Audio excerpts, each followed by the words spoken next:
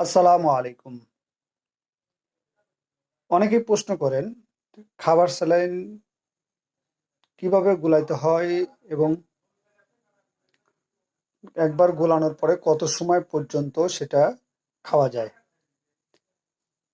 প্রথমেই খাবার স্যালাইন গোলানো আমরা অনেক সময় অনিয়ম করে থাকি। সেটা হলো যে খাবার স্যালাইনের পরিমাণ মতো আমরা পানি দেই না। ১ গ্লাস পানি, সেই গ্লাসটা হচ্ছে অনেক সময় ১ পোয়া, অর্থাৎ ২০০ থেকে ২৫০ মিলি পানি হয়। সেই পানিতে আমরা খাবার স্যালাইন গুলে থাকি। কখনোই এই কাজটা করবেন না। খাবার স্যালাইন অবশ্যই ০.৫ লিটার পানিতে গোলাবেন এবং একবার গোলানোর পরে সবচেয়ে ভালো ৭ থেকে ৮ ঘন্টার মধ্যেই সেটা খেয়ে ফেলা। তো বাচ্চাদের ক্ষেত্রে বিশেষ করে যখন খাওয়ানোর প্রয়োজন মনে হয়, তখন অ্যা গোলানোর পরে আপনি একসাথে যেহেতু খাওয়ানো সম্ভব হয় না, সেক্ষেত্রে সর্বোচ্চ আপনি ১২ ঘন্টা পর্যন্ত খেতে পারবেন। ১২ একটা স্যালাইন গোলানোর পরে ১২ ঘন্টা অতিক্রম করলে সেটা অবশ্যই খাবেন না। মনে রাখবেন যে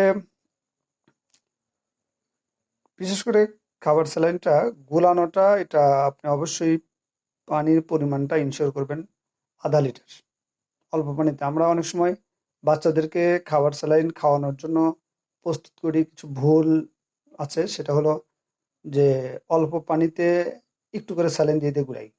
অর্থাৎ একটা প্যাক ছিঁড়ি, সে যতটুকু পরিমাণ বাচ্চা খাইতে পারবে, অতটুকু পরিমাণ পানিতে আমরা একটু স্যালাইন দিয়ে গোলাচ্ছি। একটু পরে আবার একটু পানির সাথে মিশিয়ে স্যালাইনটা দিয়ে মিশাচ্ছি।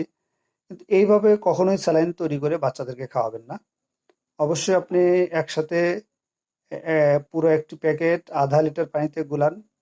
সেটা পরিমাণ মতো বাচ্চাদেরকে খাওয়ান এবং সর্বোচ্চ ১২ ঘন্টার মধ্যে সেটা শেষ করে দিন।